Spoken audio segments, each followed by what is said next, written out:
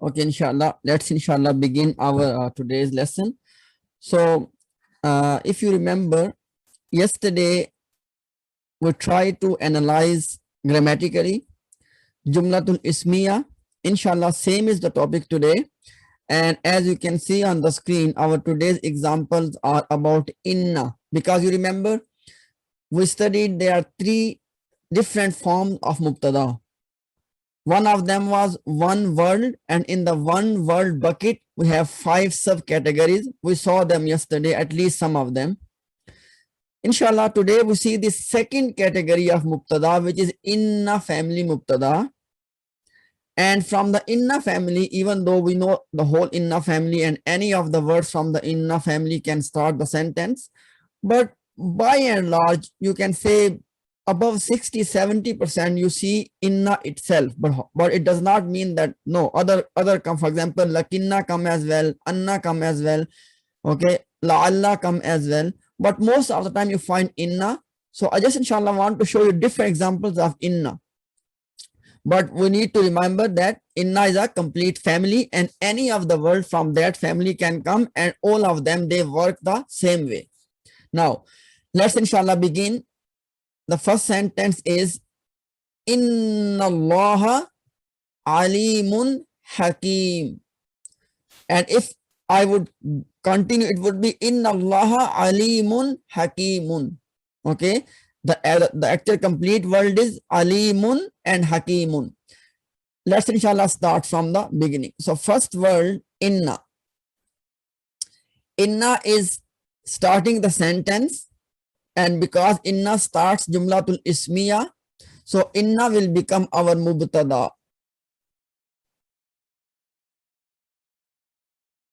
In the inna sentences, right after the inna or any word from the inna family, right after that you will get an ism in nasab status. And that ism will play the role of ism of inna. In this case, after inna we have Allah. So this Allah will play the role of ism of inna.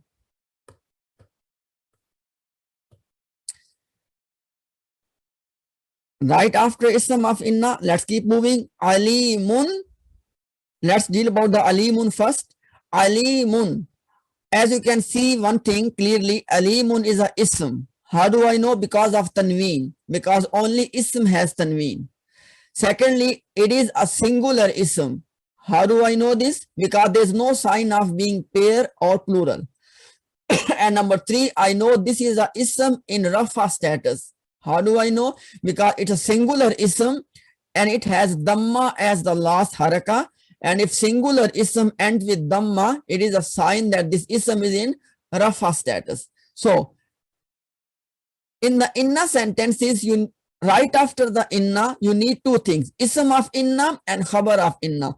You already got ism of inna. Now alimun will play the role of khabar of inna. And as we already know that khabar is also in rafa status. So inna alimun is playing the role of khabar of inna. But you got one more word, hakimun. Now please pay attention. Please everybody be very attentive. By and large, when you see 2 isms side by side and they are rhyming with each other and they are matching in all the 4 properties, it will be the case of Mawsuf and Sifa. But remember, we discussed that when Allah's name come in this sequence as Alimun, Hakimun, or Ghafurun, Kareemun, Ghafurun, Rahimun, this is the exception that even though, for example, I mentioned before that this Alimun also has tanween at the end. So Alimun, Hakimun, both of them are matching in all of their 4 properties. So apparently they qualify to be Mawsuf and Sifa. But in case of Allah's name, this is exception, that even though when they come in succession, one after the other, they would still not be called Mawsuf and Sifa. Then what would we call them? Alimun is our khabar number 1 And Hakimun is also khabar of inna. And it will be khabar number 2. So today you learn this new point that it can a sentence can have multiple khabar in the same way as a mawsuf can also have multiple sifa as well, by the way. Okay, so now let's complete the whole thing one more time. Inna is the mubtada, Allah is the ism of inna, and then alimun is the khabar of inna, number 1, and hakimun is the khabar of inna, number 2. Now your questions.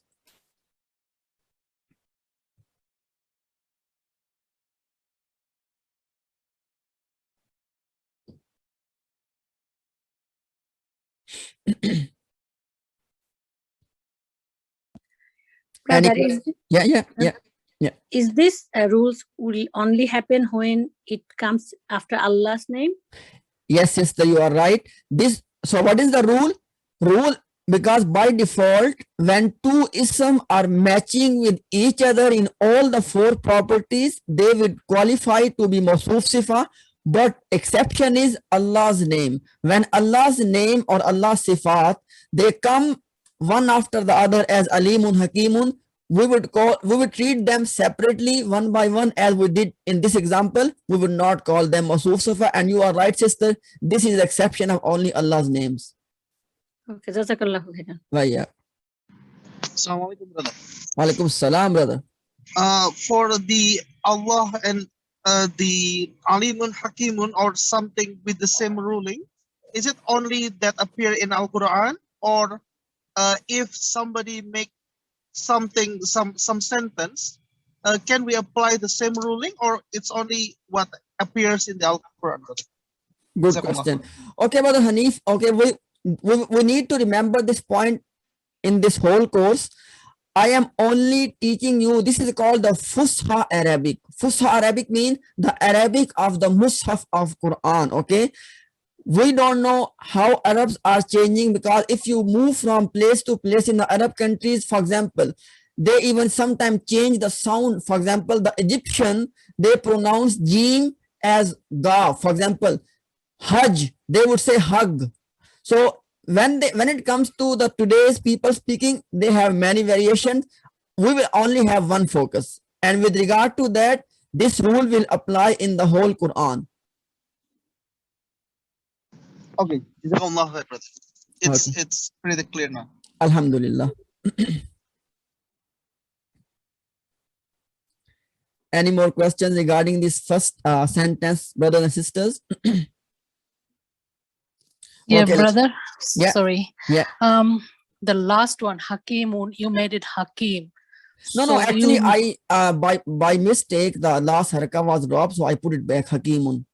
All right. Okay. No worries. That's good. Yeah, no worries. Okay, let me inshallah move to the second sentence, and we inshallah.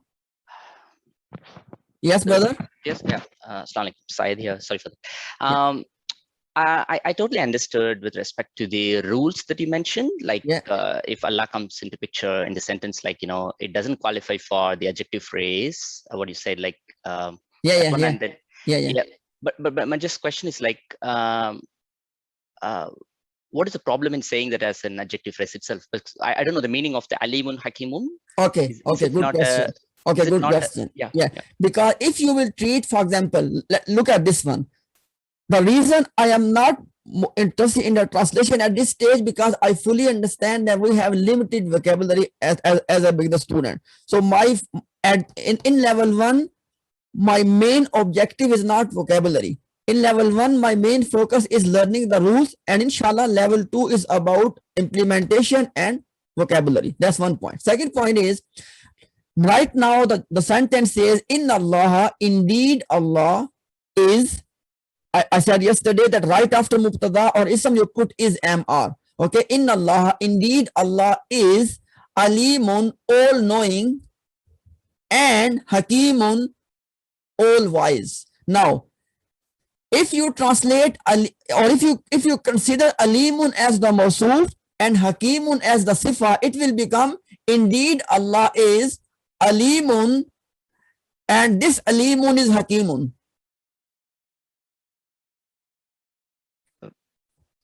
Brother, did you get the point? Sorry, come again. I couldn't get that. So if you say Alimun Hakimun, is it something like, you're putting two adjectives for Allah, isn't it? No, I did not put any adjective for in this. I said that in Allah, Allah is the ism, and after that you have two khabar. Indeed Allah. Okay. Indeed Allah is. Allah is what? Allah is Alimun and Allah is Hakimun. I put this and to make this distinguish that I am not treating them as mawsuf sifa. Why? Because when you treat two words as mawsuf sifa, then you don't put and. For example, look at this one. Allahu as-samad, Surah Ikhlas. Allah the eternal, or Allah the self-sufficient. You see, I did not put any is mr or any and, but now I'm saying indeed Allah is Alimun and Allah is Hakimun. Basically, the complete actual sentence would be, if you put the everything in this one, Inna Allah Alimun wa Inna Allah Hakimun. Okay. Okay. Mm-hmm. But is it clear now? Yep. Okay, alhamdulillah. So okay, let's inshallah look at the second example. Inna Allah ma'as sabirin. Obviously, now you already know the first part. Inna will become your mubtada. And then Allah is playing the role of ism of inna.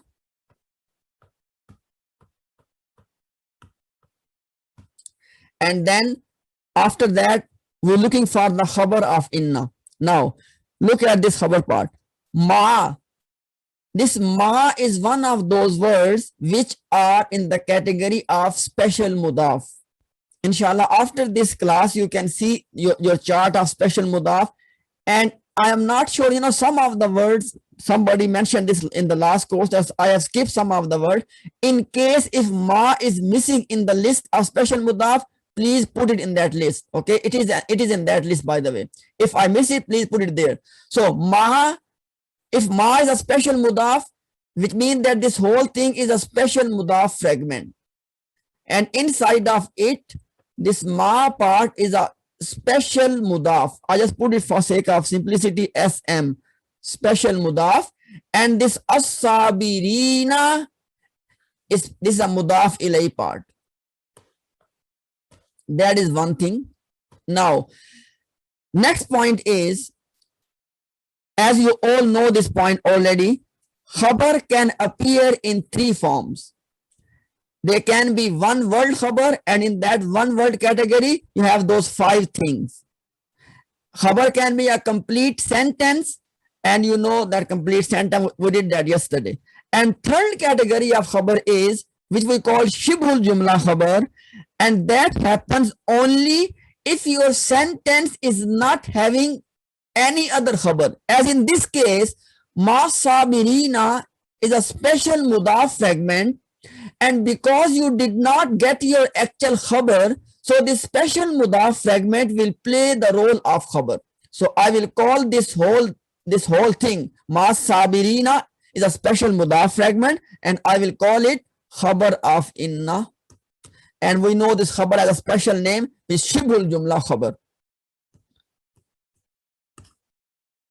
Okay, now inna is the mubtada, Allah is the ism of inna, and ma sabirina, which is actually special mudaf fragment, and the actual label for special mudaf fragment is, as we all know, mutalliq bil khabar, because mutalliq bil khabar has 2 things inside of it: jar majroor, or a prepositional phrase, and a special mudaf phrase. These 2 things are actually in the bucket of mutalliq bil khabar. But we discussed this point that if you do not get any khabar, then these fragments can play the role of khabar, and we give them this specific name, shibhul jumla khabar. So for this reason, ma sabirina will play the role of khabar of inna, but we know that this is a shibhul jumla type of khabar. Now your questions. Assalamu alaikum, brother. Wa alaikum assalam, sister. I was just thinking why this Aswabirina is not in jar status, because it comes after ma. Sister, it is in jar status. You remember, if you recall the Muslim chart, masculine Muslim chart, and the column of plural, Muslimuna, then muslimina, muslimina, as-sabirina, ina, ina. Ina sound mean? Ina sound could be nasab, could be jar. But because of special mudaf, we know it is jar. Oh, okay, thank you. So I know it is fully understandable that as a beginner students, when you look at this haraka sometimes confuse you that it is having a fatha, it should be nasab. Please remember this. This looking at the haraka is only for the singular ism. In case of pair and plural, you look at the combination aini or ina.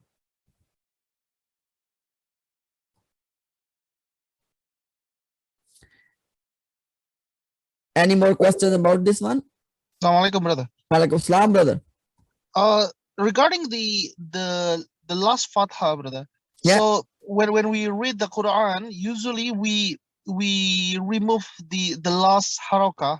Yep. And in the sense of understanding the meaning, is Yep. actually the last haraka in this case, and on the norm is actually important or not for the whole understanding, brother?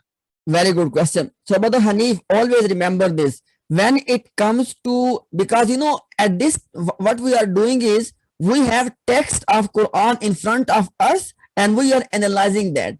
When it comes to this task, every single haraka and especially the last haraka is extremely important. You are right. If you are reciting, you can say, Inna Allaha ma'as sabirin. You are right. But even if you say this, in the Mus'haf, you can clearly see it is written as Sabirina. Yes. But also, so when we recite it and we analyze it, that Yep. means will it make a difference in the meaning if we read it? Let's say we hear it, not Yep. reading it, and will it change when the reciter is actually having the last haraka or not, when we hear it and we want to know about the meaning of it? Okay, so Brother Hanif, you know what happened in the inshallah, obviously now all of us are a beginner student, so we need to actually look at the last haraka to know it is ina or not. But inshallah, with the passage of time, you will get this skill developed, inshallah, that even if say as-sabirin, you know that it's actually a sabirina. This thing, and secondly, regarding your question, no, it does not change the meaning, because rules of recitation tell you that if you stop on sabirina, if you stop, you can say as-sabirin. Rules of recitation allow you this, and this is the correct reading as well. But when it comes to analyzing the text, then you have to look at the last haraka. Okay, brother. Jazakumullah khairan. Wayak. Any more question about this one, brothers, sisters? Okay, let's inshallah move on.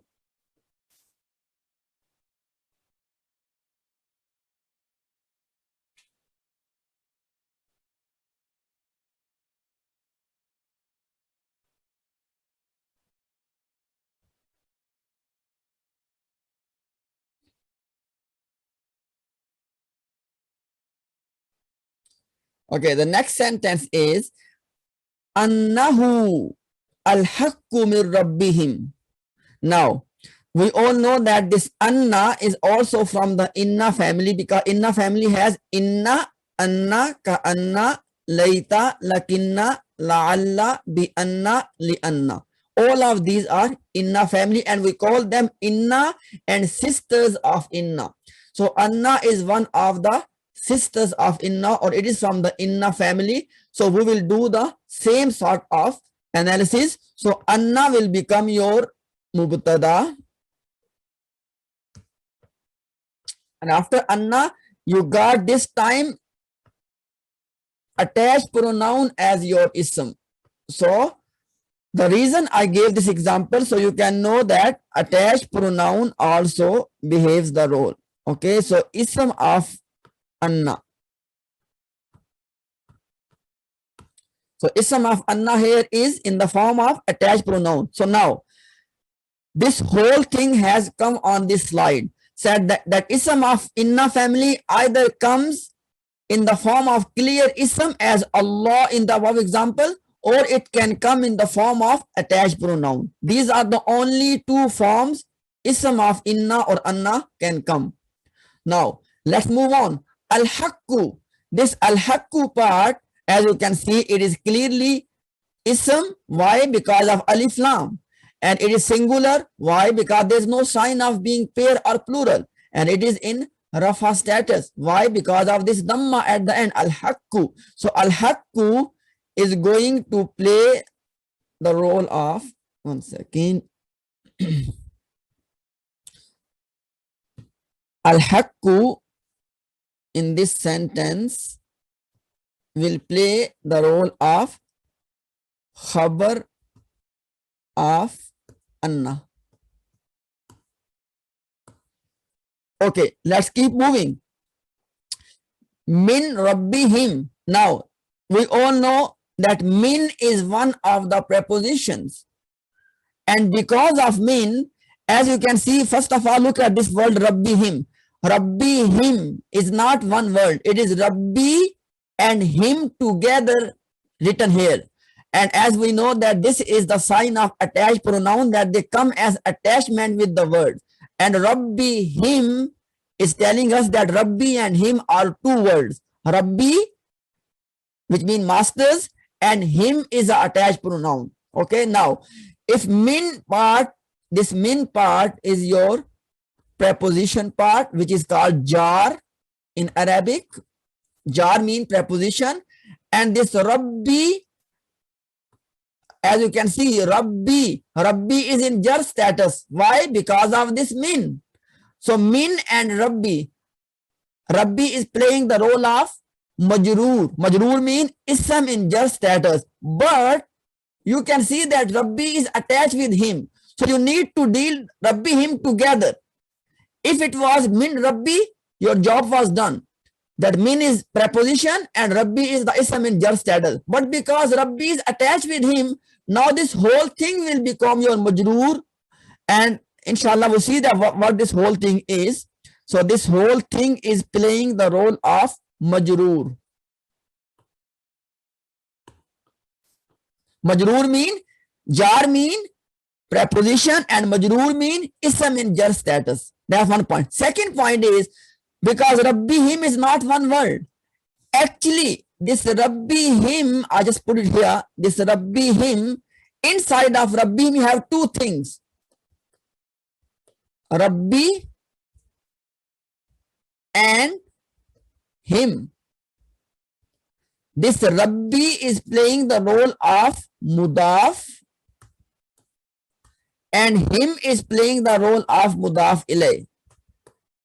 Let me explain one thing before you ask me your question. Let's first deal with the sentence. Anna is ism of, Anna is the mubtada. Who is the ism of Anna? Al-Hakku is the khabar of Anna, and min is the jar, and Rabbi him is majroor. This was one picture. Now we are separately analyzing Rabbi him, because Rabbi him is two words. Now please pay attention.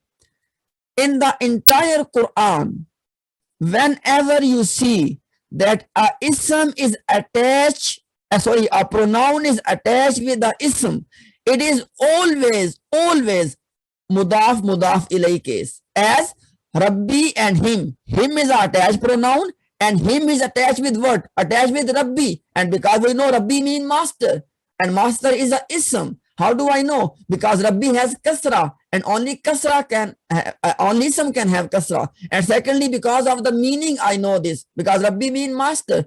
So it is an ism. So what I just mentioned is that whenever you see a pronoun attached with ism, it is always, without exception, mudaf ilay. The ism will become mudaf, as Rabbi became your mudaf and him became your mudaf ilay. Now, don't confuse this with anything else. In actual analysis, we have done it here on this line, that Anna is mubtada, who is the ism, al-Hakku is the khabar, and min Rabbihim is jar majroor. I just give you extra analysis of Rabbihim itself, and that Rabbihim itself is a jar majroor phrase. Now you can ask your questions.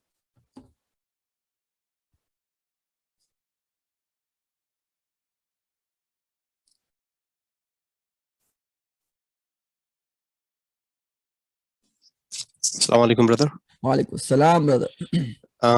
Brother, what about innal ladhina? Where is it? Innal ladhina.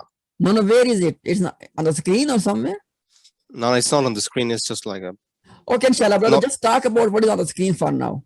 Okay. Jazakallah khair.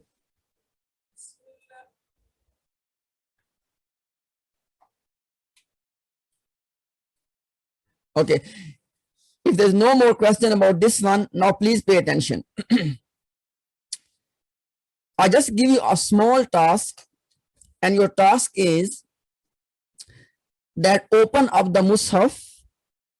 I don't even restrict you from any surah or any page, from any part of the Quran. I want you to collect 5, or okay, let's make it only 3 just to make it easy for you. Okay, only collect 3 examples of Jumlatul Ismiya. They may be like we did yesterday, and you have the first category of Mubtada, which was the normal Mubtada, or it could be what we did today, the Inna family Mubtada. Try to make a combination of them. If you want to collect more than one, alhamdulillah, this will be a good practice for you. So this is your only homework, inshallah. In these last, you have almost 4 days with you. So please, I would say that if you do 3 examples every single day, wallahi, this will be very beneficial. But as at minimum, at least do 3 to 5 examples from the Quran, where you can just try to collect Jumlatul Ismiya from any part of the Quran, which you can identify its part, that which part is Mubtada, which part is Khabar, which part is Muta'alliq bil Khabar, and so on and so forth, in the same way as we did yesterday and today. So inshallah, on before Monday, anytime, you can send that to me, inshallah, as a private message. Just take the picture of your example and send that to me. This is your homework. Inshallah, if you will do this, I can guarantee you it will take your understanding of Jumla Ismiya to the next level. So what you're gonna do, open up the Mus'haf from any page and try to collect examples of Jumlatul Ismiya in the same way as you can see on the screen, these 3 examples. Is it clear to everyone? Clear, brother. Just one thing to Yeah. just try to understand from the last Yeah. sentence, like Yeah. if al-haq is a khabar and then mir rabbihim, what is it, it's a jar majroor said, so so that comes under which category of the sentence? Is it Muta'alliq bil again Khabar, brother. Muta'alliq bil Khabar. Okay. Because as we know that jar majroor is always in the bucket of Muta'alliq bil Khabar. The only exception is if your Khabar is missing, then it plays the role of Khabar. Otherwise, it is in the bucket of Muta'alliq bil Khabar. Okay, good. Jazakallah. So this min rabbihim part, min is the jar part and rabbihim is the majroor part. This min rabbihim is a prepositional phrase. It will be in the bucket of Muta'alliq bil Khabar. Jazakallah. Waiyaka, brother. Waiyaka. Okay, inshallah, please do this homework. And if you have any question regarding the homework or anything about Jumla Ismiya, please do not hesitate to reach out to me, inshallah. I'm always happy, inshallah, to answer your question. Assalamu alaikum wa rahmatullahi wa barakatuh.